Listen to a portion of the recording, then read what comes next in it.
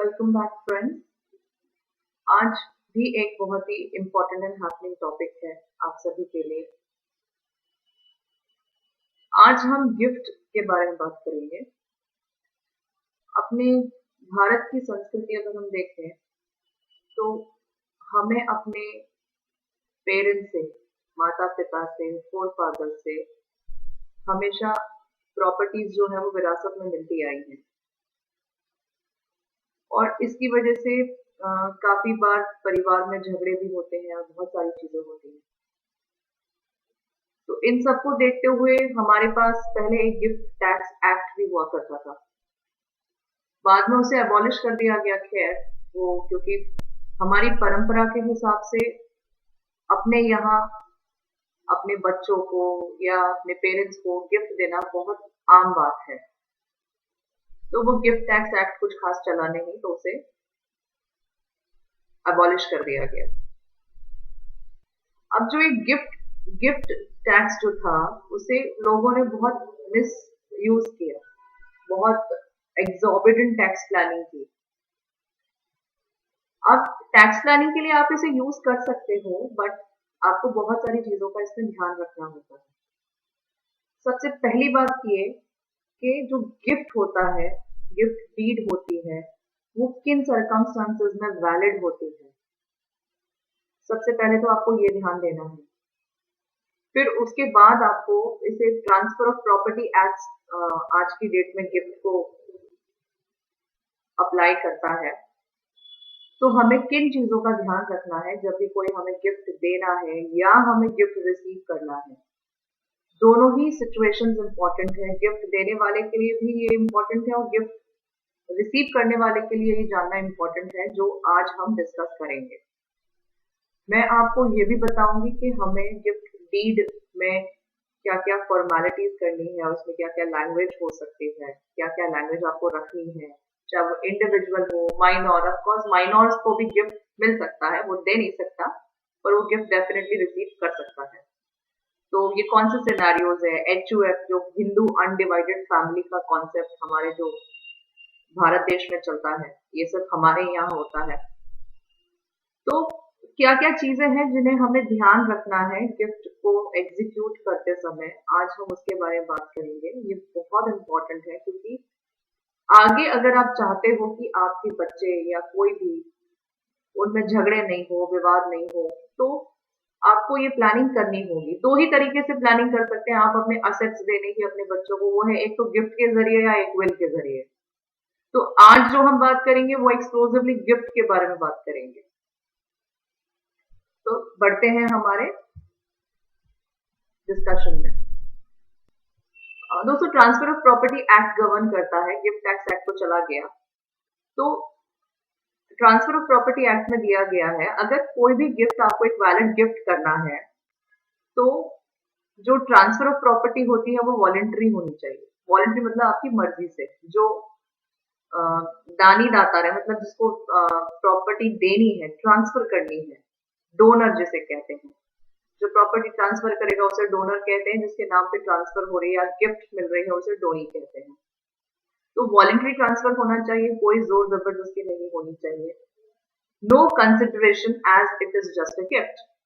अब क्योंकि वो तोहफा है, इट्स अ गिफ्ट, तो ऑब्वियसली कोई कंसिडरेशन, कोई लेन देन नहीं, सिर्फ देना होना चाहिए, कोई लेन नहीं होनी चाहिए उसके बदले में। And it has to be accepted by the donee. तो जिसके नाम पे आपने उसे गिफ्ट किया है उसको भी एक्सप्रेसली लिखना चाहिए कि यस, मैंने इस गिफ्ट को एक्सेप्ट कर लिया है। दूसरी एक चीज हमें ध्यान रखनी है, वो जो प्रॉपर्टी है जिसे गिफ्ट दिया जा रहा है वो कोई फ्यूचर प्रॉपर्टी नहीं हो सकती है। वो प्रॉपर्टी एग्जिस्टेंस में होनी चाहिए। जैसे मैं अभी कहूं कि मैं एक फ्लैट खरीदूंगी और उसको मैं अपनी बच्ची को गिफ्ट करके जाऊंगी या गिफ्ट करूंगी, तो वो मुझे विल में लिखना होगा। जब खरीदूंगी उसके बाद विल बनाऊंगी। अभी अगर मेरे पास कोई फ्लैट है तो वो मैं उसे गिफ्ट कर सकती हूँ। उसी वाले फ्लैट के लिए जो प्रॉपर्टी एग्जिस्टेंस में है उसके लिए मैं गिफ्ट डीड बना सकती हूँ। Donor must be a lawful owner of the property. ये आप ध्यान रखिए, कोई प्रॉपर्टी अगर मेरे पास जॉइंट नाम से है उसे मैं गिफ्ट नहीं कर सकती, because I am not the only owner of the property. मेरे साथ साथ कोई और भी उसमें ओनर है, उनके भी लीगल हायर्स होंगे, तो फिर वो प्रॉपर्टी ऐसी है जिसे मैं अपनी मर्जी से नहीं गिफ्ट कर सकती। उसकी भी दूसरी इम्प्लीकेशंस हैं। It is highly important to have a basic understanding of taxation. हाँ, ये बहुत ध्यान में रखने जैसी चीज है, क्योंकि कई बार क्या होता है, हम गिफ्ट तो दे देते हैं, हम भूल जाते हैं कि इसके टैक्सेशन प्रोविजंस भी हैं। टैक्सेशन प्रोविजंस हमें बहुत, कोई भी इमूवेबल प्रॉपर्टी हो या मूवेबल प्रॉपर्टी हो जिसमें कैश प्रॉपर्टी इन्वॉल्व हो, वहां पर आपको इस चीज का बहुत हाई वैल्यू आइटम्स इन्वॉल्व हो, वहां आपको ध्यान रखना है कि आप कहीं से भी टैक्सेशन प्रोविजंस को हिट नहीं कर रहे हो। तो ये जो टैक्सेशन प्रोविजंस है वो section 52 clause 2 sub clause Roman letter 10 में इनकम टैक्स एक्ट 1961 में डिस्क्राइब्ड है। उसके लिए हम भी बात करेंगे, बने रहिए आप मेरे साथ एंड तक। तो सेक्शन 123 क्या कहता है, अगर इमूवेबल प्रॉपर्टी है तो गिफ्ट डीड जो है वो रजिस्टर्ड होना चाहिए एंड अटेस्टेड होना चाहिए। अब दोस्तों, ये सेक्शंस मैंने इसलिए कोट किए हैं ताकि आप जान सकें कि इसका लीगल इम्प्लीकेशन कितना जरूरी है। आप कोई गिफ्ट कर दो, जैसे मैंने अपने बच्चे के नाम पे कोई गिफ्ट दे दिया कि ये प्रॉपर्टी मेरी यहाँ पड़ी है, ये इसके लिए गिफ्ट, बट उसके बाद वो लीगली वैलिडली उसको कोई क्लेम, मेरे पास 2 बच्चे हैं, दूसरे बच्चे ने उस पर क्लेम डाल दिया, तो हमें सारी चीजों को बहुत ध्यान में रख के चलना है कि हम ऐसा कोई भी पॉइंट मिस आउट नहीं करें जिससे बाद में ये जिस काम को आपने बहुत इजीली करने की सोची वो बाद में कॉम्प्लिकेटेड हो जाए। तो the gift of a movable property can be affected by registration और by delivery of the property. ये मूवेबल प्रॉपर्टी है, आप रजिस्टर कर दीजिए अगले बंदे के नाम और उसको वो डिलीवरी दे दो। जैसे ज्वेलरी है और शेयर्स हैं जो मूव हो सकते हैं, ये आपने दे दिया। कार दे दी, कार गिफ्ट कर दी, वो ले गया अपने साथ, ओके। बट इमूवेबल प्रॉपर्टी ऐसी चीज है ना जिसको आपको रजिस्टर करना पड़ेगा और इसका अटेस्टेशन करवाना पड़ेगा। This is the requirement of the law, तो हमें इसे फॉलो करना है, तभी हमारा कोई भी गिफ्ट देना फ्रूटफुल होगा एंड बिना किसी विवाद के होगा। तो हमें इन सारी चीजों का ध्यान रखना है। तो आप सक्सेसफुली कैसे किसी को गिफ्ट दे सकते हैं जिसमें आगे कोई वाद विवाद नहीं हो और आपकी जो मन की इच्छा है। गिफ्ट अपने आप में ही एक, it's a feeling of love and expression जो आप अपने लव्ड वंस और डियर वंस के लिए करके जाते हो। गिफ्ट में एक चीज आप ध्यान रखिए, गिफ्ट जो है वो इमीडिएट इफेक्ट में आता है। जैसे अगर मैंने आज कह दिया कि ये कार मैंने आपको गिफ्ट दे दी, उसका रजिस्ट्री हो गया, सब हो गया, गिफ्ट उसके नाम कर दी मैंने, तो वो इमीडिएटली लेके जा सकता है।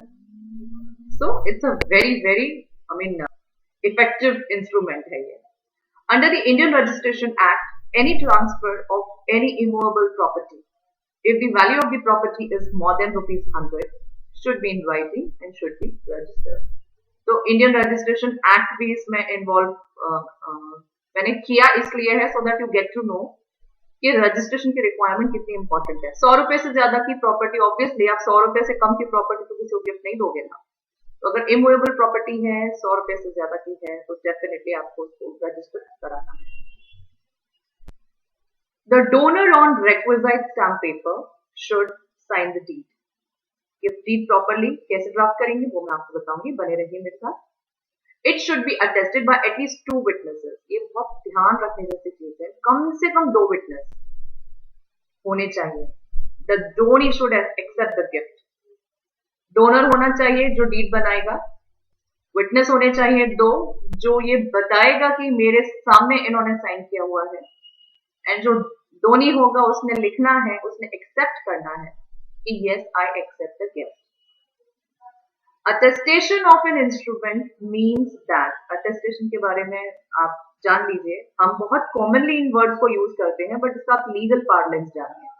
Attestation of an instrument document means that witnesses who sign the instrument should have seen the donor signing the gift deed, and they should sign as witnesses in the presence of the donor and in the presence of each other, है ना।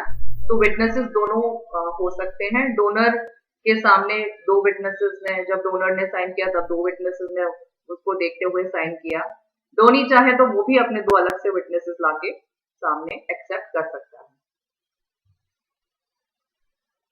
एक चीज बहुत ध्यान रखना है, minor. मैंने शुरू में बताया था कि माइनॉर के लिए भी कैसे आप माइनॉर को माइनर के नाम पे भी आप गिफ्ट डीड बना सकते हैं, बट माइनर एक्सेप्ट कैसे करें, क्योंकि जब तक एक्सेप्टेंस नहीं होगा तब तक गिफ्ट इफेक्टिव नहीं हो सकता है।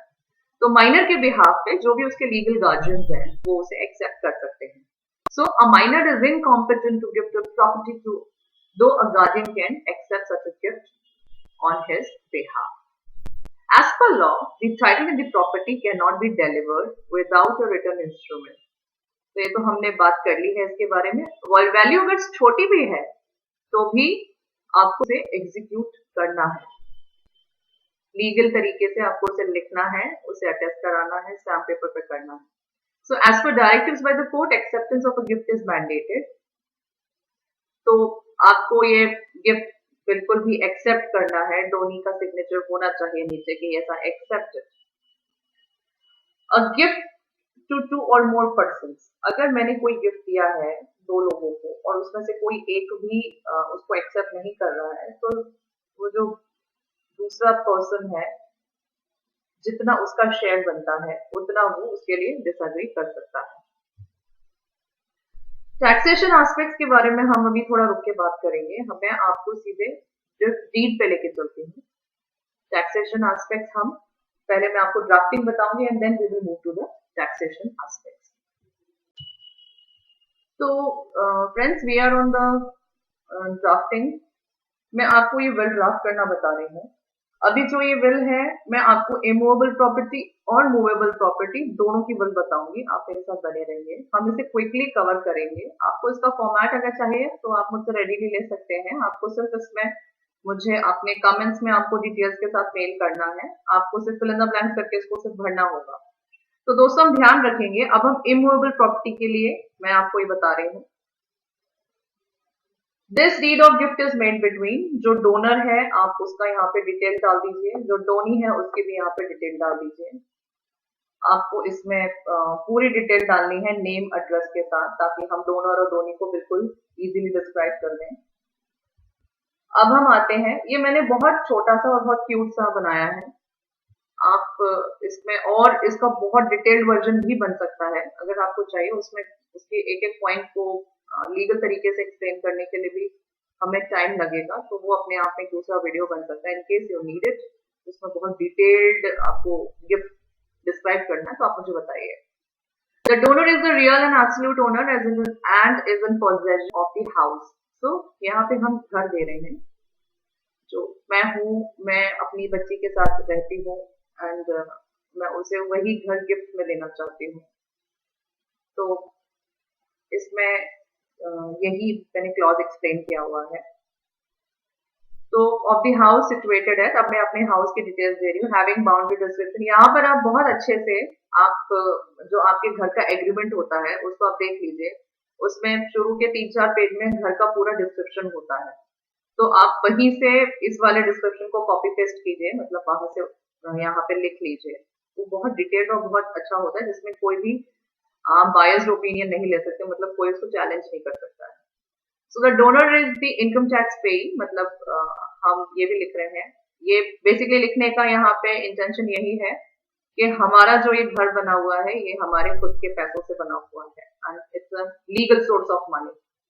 The donor and donee are related to each other as father and daughter. जैसे मैं हूँ तो मैं यहाँ पे मदर एंड डॉटर कर देती, अगर मैं अपना ये फ्लैट अपनी बच्ची को गिफ्ट कर रही हूँ तो।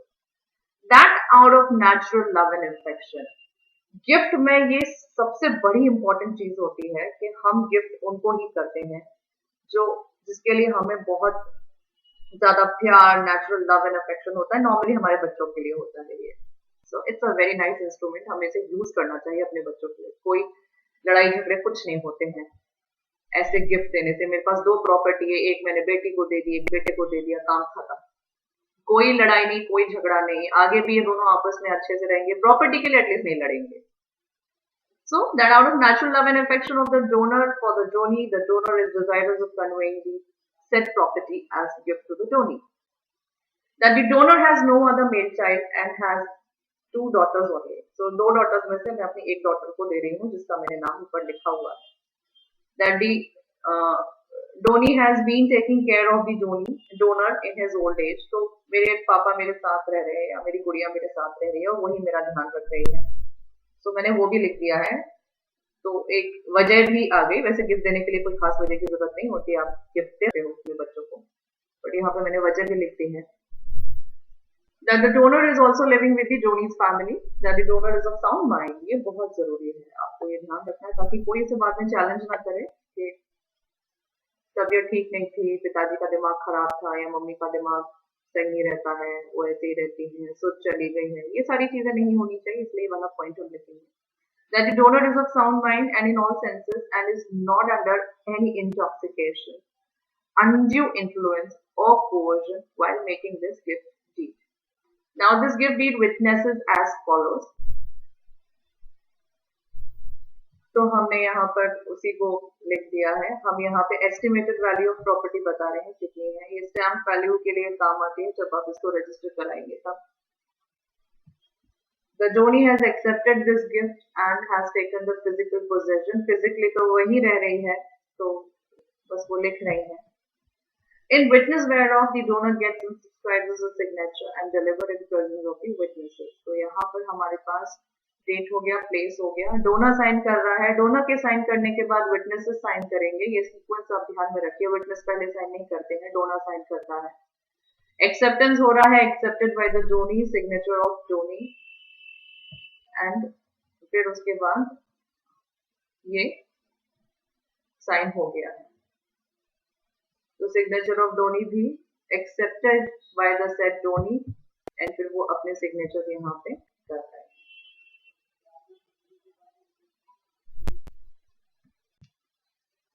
तो दोस्तों अब मेरे पास एक सेकंड फॉर्मेट है. ये थोड़ा स्लाइटली डिफर किया है मैंने. ये जो है ये इमूवेबल प्रॉपर्टी का नहीं है, मूवेबल प्रॉपर्टी का है और इसे मैंने मोर ऑफ डिक्लेरेशन की तरह लिखा है. ऊपर जो है वो हमने डीड की तरह किया था, ये भी मोर और लाइक डिक्लेरेशन है. इसे भी गिफ्ट डीड ही कहते हैं. थोड़ा सा स्टाइल चेंज है ताकि मैं आपको एक वैरायटी ऑफ ऑप्शंस दे सकूं. सो इसमें भी हमने यही लिखा है I so and so. This is of movable property. ऊपर जो था वो घर था, मकान था, इमूवेबल प्रॉपर्टी थी. अभी हम मूवेबल प्रॉपर्टी की बात कर रहे हैं. तो आई आपको जो डोनर है उसका लिखना है. यहाँ पे डोनर का डिटेल देना है.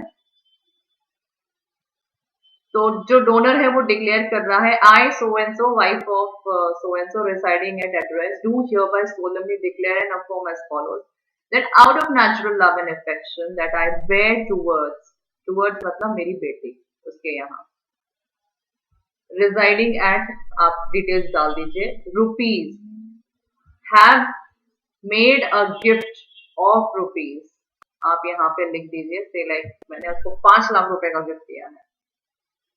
तो I will write here rupees 5 lakhs only. तो मैं इसको इन वर्ड्स भी लिख दूंगी. रुपीज इन वर्ड्स लिखना ज्यादा सही होता है. मैं हमेशा एडवाइस करती हूँ कि आप जब भी कहीं नंबर्स लिखो तो वहां पे आप उसको न्यूमेरिकल्स एंड अल्फाबेट्स में भी लिखिए, नंबर्स में भी लिखिए. So words and letters.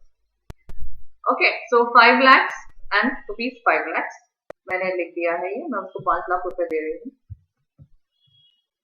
That the said amount of rupees was paid by me in cash या चेक या ड्राफ्ट, वो भी है, या एफडी बना के दी है, जैसा भी दिया है आप उसमें डिटेल्स दे दीजिए. कौन सी बैंक से आपने वो पैसे निकाले. अगर चेक से दिया है तो चेक का आप यहाँ पे विवरण दीजिएगा, चेक नंबर दीजिएगा. कैश है तो ये सारी चीजें अपने आप ही खत्म हो जाती हैं. But if it is other then cash तो आप cheque, draft, transfer, RTGS, NEFT जो भी किया हुआ वो लिख दीजिए. That the said gift was duly accepted by the said Dhoni, यानी मेरी गुड़िया ने उसे एक्सेप्ट किया है, आप वो भी लिखेंगे इसमें. That the said Dhoni shall have the absolute title and ownership in the said gifted sum of rupees 5 lakhs, again repeat, and I shall have no right, title or interest therein.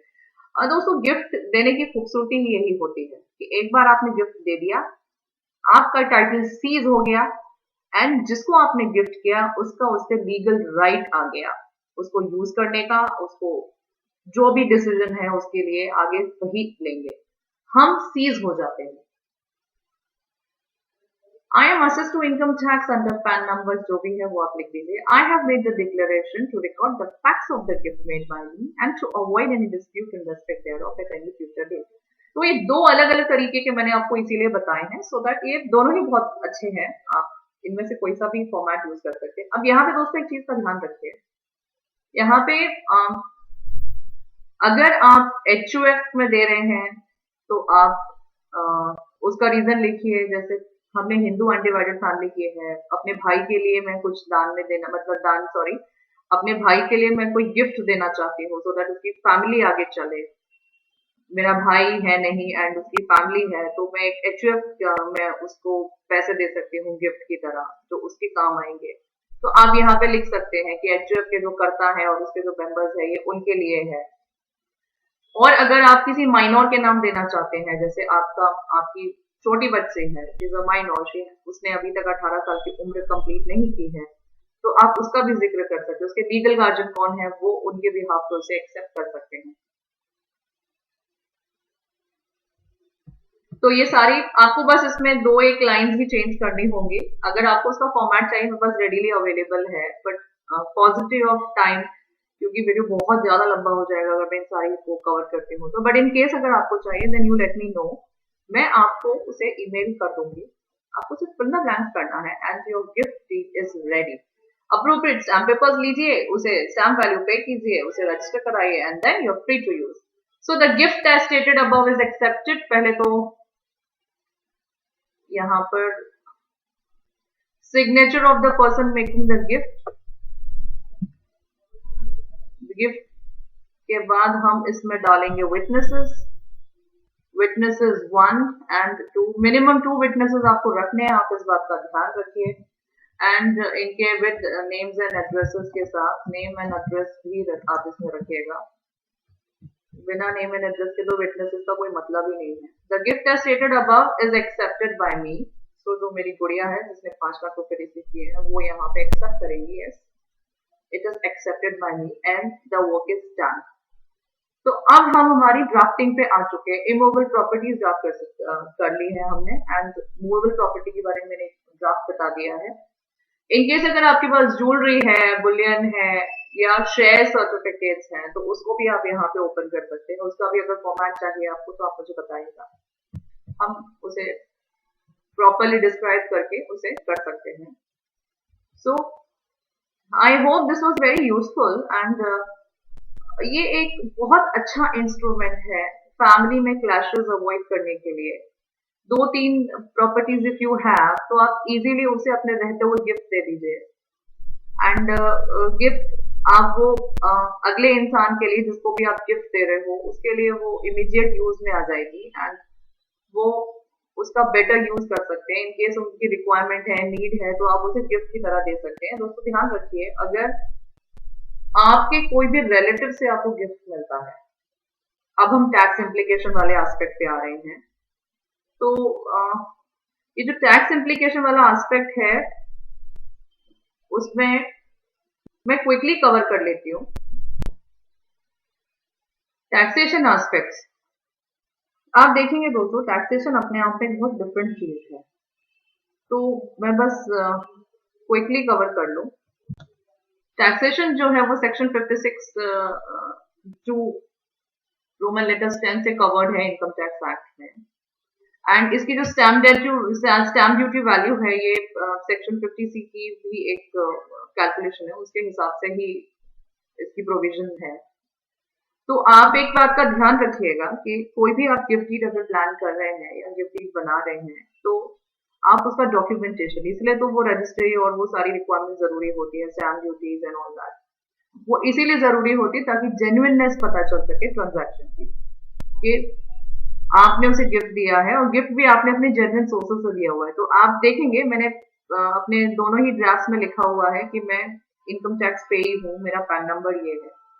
तो वो लिखने का reason ही ये है कि मेरे पास sufficient sources, ये आप देख रहे हैं मैंने स्क्रीन पे भी अपने पास हाईलाइट किया हुआ है, sufficient source of funds with the donor है गिफ्ट जस्टिफाई करने के लिए। मतलब अगर मैं किसी को 5 करोड़ या 10 करोड़ का कोई चीज गिफ्ट में दे रही हूँ अपने अपने बच्चे को, then I should have a base, मेरे पास होना चाहिए कि ये आपका था कि नहीं।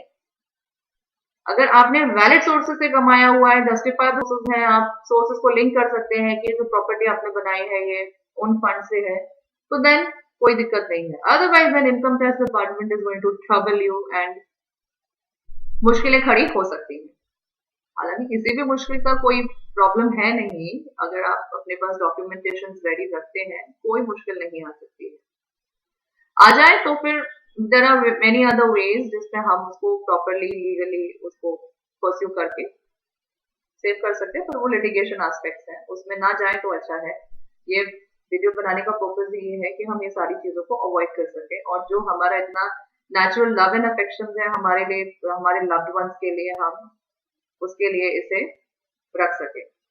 So, due to extensive tax planning using gifts in India generally fall under the scrutiny of the tax department। आप देख लीजिए ये, क्योंकि इसका क्वांटम बहुत बड़ा होता है। आप गिफ्ट तो देते हो, मुझे नहीं लगता कि आप 1 लाख या 2 लाख रुपए की चीज के लिए गिफ्ट डीड बनाओगे। ऑब्वियसली जो अमाउंट होता है वो बड़ा होता है, प्रॉपर्टीज होती हैं, इमूवेबल प्रॉपर्टीज होती हैं, वो बहुत बड़े अमाउंट की होती हैं, सो उसका टैक्स इम्प्लीकेशन भी ह्यूज होता है। कई बार लोग इसे कलरफुल डिवाइस की तरह यूज करते हैं इनकम टैक्स डिपार्टमेंट को,